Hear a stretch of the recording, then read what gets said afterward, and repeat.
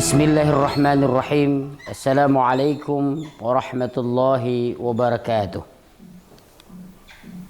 Alhamdulillahilladzi anzala al-furqan ala 'abdihi. Asyhadu an la ilaha illallah wahdahu la syarika lah wa asyhadu anna Muhammadan 'abduhu wa rasuluh la nabiyya ba'da. Allahumma fashalli wa sallim wa barik ala sayyidina Muhammadin wa ala alihi wa ashabihi ajma'in. Ayuhat talabah, fi hadhihi al-fursah sanata'allam bi'ilmil Qur'an. Darsuna ulumul Qur'an. Pelajaran kita pada kesempatan ini yaitu ulumul Qur'an. Dalam Al-Qur'anul Karim, Al-Quranul Karim yaitu kalamullah yang diturunkan oleh Allah melalui perantaran malaikat Jibril, diturunkannya kepada Rasulullah sallallahu alaihi wasallam dengan cara berangsur-angsur selama 22 tahun 2 bulan 22 hari. Lebih kurang Al-Quran diturunkan oleh Allah Subhanahu wa Ta'ala itu 23 tahun lamanya. Dalam Al-Quran itu sendiri juga ada nantinya pembahasan lemur Quran, ada surat Makki, ada Madani. Tapi kita fokus pada kesempatan ini adalah yaitu nama-nama dalam nama-nama Al-Quranul Karim. Lil Qur'anil Karim asma' katsira, banyak sekali nama Al-Qur'an. Minha kita sebut saja sebahagiannya. Sebelum kita membahas masalah Asma'ul Qur'an, Al-Qur'an ini dulunya sejarahnya ditulis di kelopak kurma, di batu-batuan, di kulit-kulit pohon ditulis. Kemudian dibukukan Al-Quran itu pada masa Utsman bin Affan. Dulu Al-Quran itu atas usul Umar bin Khattab. Karena apa? Cukup banyak hufaz yang meninggal dalam peperangan. Maka Umar bin Khattab datang kepada Abu Bakar, "Ya Aba Bakrin, wahai Abu Bakar, ada perkara yang paling mulia, yaitu mari ditulisnya Al-Quran, kita panggil penulis hufaz penghafal Al-Quran, kita tulis Al-Quran." Maka Umar bin Khattab datang kepada Said bin Sabit, "Wahai Said bin Sabit, mari kita tulis Al-Quran. Andai kata kita tidak menulis Al-Quran ini, maka suatu saat akan hilang generasi setelah kita." Ini melalui Umar radhiyallahu anhu. Nah, anak-anak kami yang dimuliakan Allah Subhanahu wa Ta'ala, apakah Said bin Sabit menerimanya? Apa kata Said bin Sabit?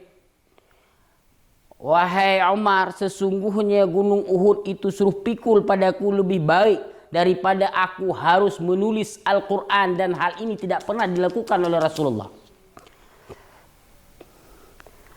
Nah, selanjutnya Umar bin Khattab datang kepada Abu Bakar pada waktu itu yang menjadi khalifahnya Abu Bakar.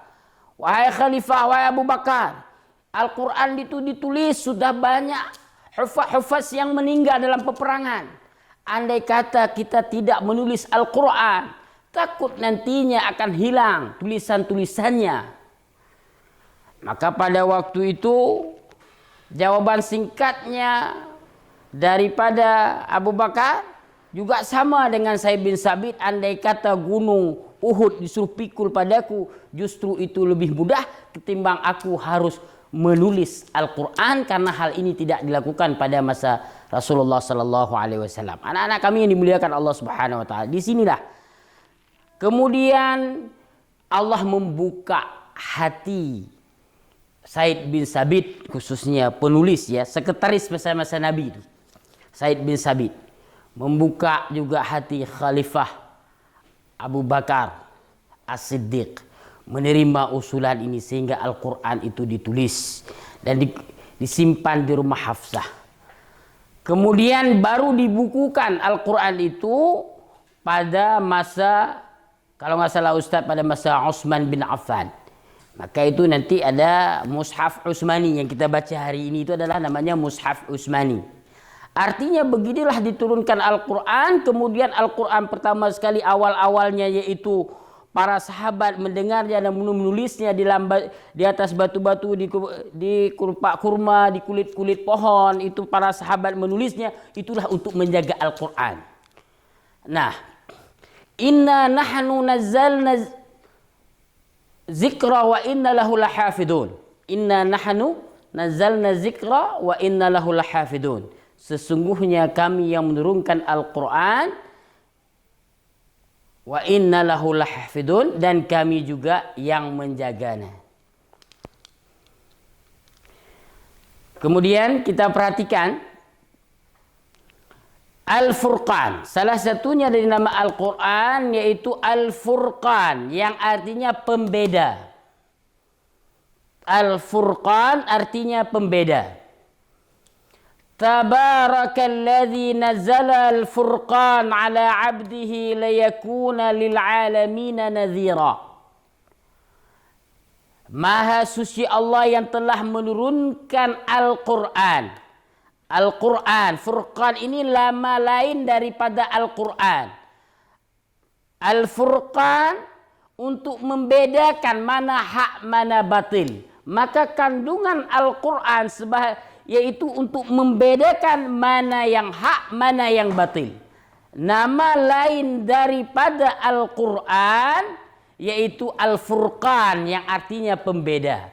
Maha suci Allah yang telah menurunkan Al-Quran, Al-Furqan, ala abdihi, kepada abdihi, hambanya, yang maksudnya hi di sini maksudnya Rasulullah sallallahu alaihi wasallam. Liyakuna lil alamin nazira, supaya menjadi pemberi pengingatan bagi sekalian alam. Allah menurunkan Al-Quran melalui malaikat Jibril kepada diri Rasulullah untuk apa? Untuk Rasulullah menjadi memberi peringatan. Jadi hari ini yang harus kita sadari, pedoman umat Islam yaitu Al-Quran. Andai kata kalian tidak memegang, kata Rasulullah, pada Al-Quran dan sunnahku, maka kamu akan sesat. Kamu tidak akan sesat setelahku, kata Rasulullah, kalau kamu intamasaktum bihima, andai kata kamu memegang pada duanya. Mana? Al-Quran dan hadis Nabi. Kamu tidak akan sesat selama-lamanya. Nah, ini nama lain daripada Al-Quranul Karim. Selanjutnya apa lagi Ustaz? Nama Al-Quran, dia juga ada namanya Al-Kitab. Al-Kitab artinya sama juga, itu Al-Quran. Alhamdulillahilladzi anzala ala abdihi kitaba wa lam yaj'al lahu 'iwaja. Maha suci Allah yang telah menurunkan kepada hambanya yaitu Rasulullah sallallahu alaihi wasallam Al-Kitab, yaitu Al-Quran, walam yaj'al lahu 'iwaja, dan tidak menjadi taraddud, pertentangan. Tidak tadi bertolak belakang satu sama lainnya dengan kata-kata. Dan kata-kata dalam Al-Quran. Maka inilah kemuliaan Al-Quran, isi di dalamnya tidak ada pertentangan satu kata dengan kata yang lain, satu makna dengan makna yang lain. Kalau ada menurut kita itu beradu, berarti ilmu kita belum sampai ke taraf itu, bukan beradu kata-katanya. Karena dalam Al-Quran itu sendiri, sebahagian dari, enggak semuanya, sebahagian daripada ayat-ayat Al-Quran diturunkan ada asbabun nuzulnya. Sebahagiannya enggak ada asbabun nuzul, tapi sebahagiannya ada asbabun nuzul. Pamannya ditanya oleh orang-orang musyrikin, Di mana itu kapan Muhammad itu, mana itu ruh? Qulir ruh min amri rabbi. Maka jawablah Allah, katakan hai Muhammad bahwasanya ruh itu, nyawa itu, yaitu pengetahuannya di sisi Tuhanmu. Tidak ada yang Allah beri tentang di mana ruh atau di mana nyawa. Itu salah satunya adalah turunnya dikala Rasulullah ditanya oleh orang mukmin itu sendiri atau orang munafikin atau juga orang-orang musyrikin, ditanya sesuatu lalu Rasulullah tidak bisa menjawab, lalu Allah menurunkannya Al-Quran untuk memberi jawaban kepada umat. Nah, selanjutnya az-zikru. Az-zikru wa hadza dzikrun mubarakun anzalnahu afa antum lahu munkirun. Kata Allah Subhanahu wa taala, inilah Al-Qur'an, zikir mubarak, yang barakah, yang mubarak, yang penuh barakah, anzalnahu, yang kami turunkan, anzalnahu, yang kami turunkannya, afa antum lahu munkirun, apakah kalian menentangnya? Jadi apakah kalian ingin mengingkarinya? Mana yang ingin kalian mengingkarinya? Apakah kalian ingin ingkarinya? Apa yang Allah turun? Kesempurnaan milik Allah Subhanahu wa taala. Nama lain daripada Al-Qur'an yaitu At-Tanzil. Sebagaimana firman Allah Subhanahu wa taala, wa innahu latanzilu rabbil alamin. Nazala bihi ruhul amin. Ala qalbika litakuna minal munzirin. Nama lain daripada Al-Quran yaitu At-Tanzil. Wa innahu, sesungguhnya dia latanzilu rabbil alamin, diturunkan oleh Tuhan sekalian alam yaitu Allah Azza wa Jalla.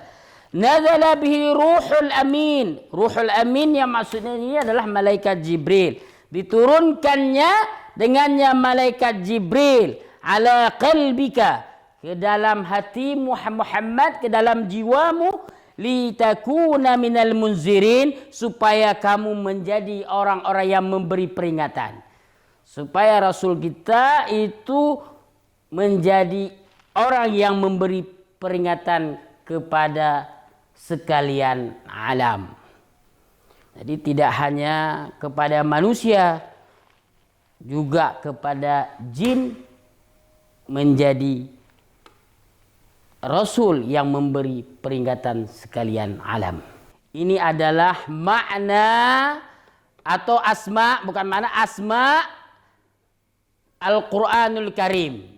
Nama-nama Al-Quranul Karim minha, ini sebahagiannya saja yang saya sebut. Salah satunya adalah Al-Furqan, kemudian Al-Kitab, Az-Zikru, At-Tanzil.